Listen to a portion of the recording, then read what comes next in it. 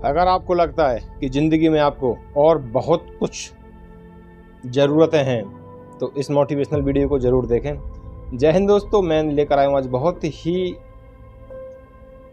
Emotional motivational story.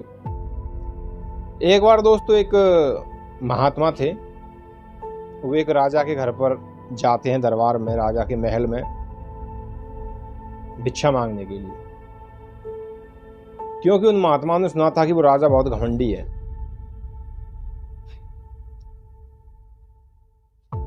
दरबार में पहुंचे, राजा से भिक्षा मांगी।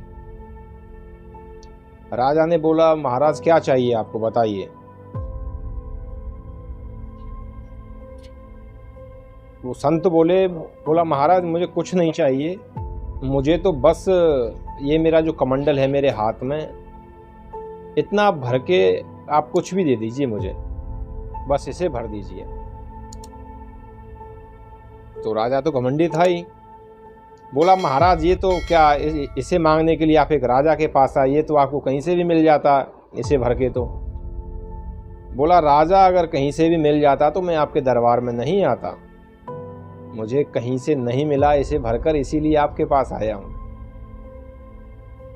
राजा फिर घमंड भरे सुर में बोला, अरे संत जी ऐसा नहीं है, हमारे राज्य में तो हर कोई आपको इसे भर के दे सकता है।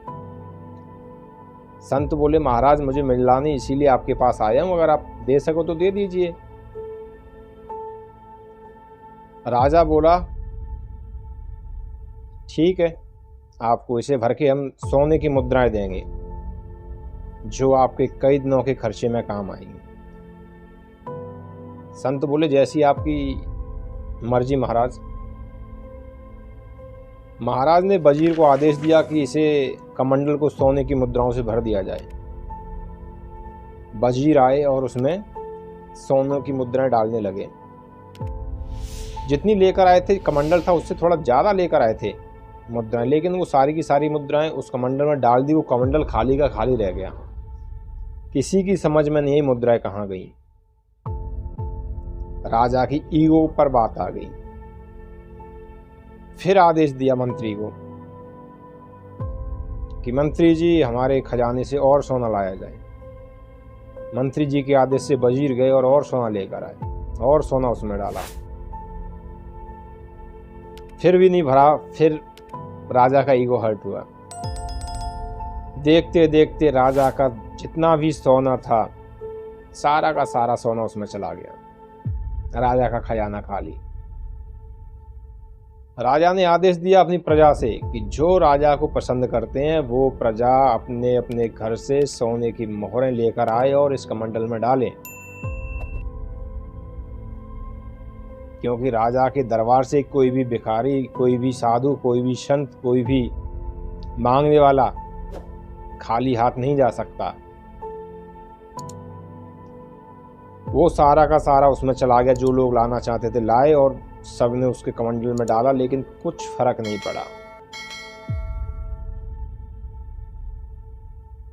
राजा समझ गया कि ये जरूर कोई महात्मा सिद्ध पुरुष हैं, तो हाथ जोड़कर खड़ा हो गया राजा महात्मा के सामने कि महाराज मुझसे अगर कोई गलती हुई हो, मेरी प्रजा से कोई गलती हुई हो तो मुझे माफ करें और बताएं कि आपके कमंडल को मैं कैसे भर सकता हूं, मेरे पास अब कुछ नहीं बचा।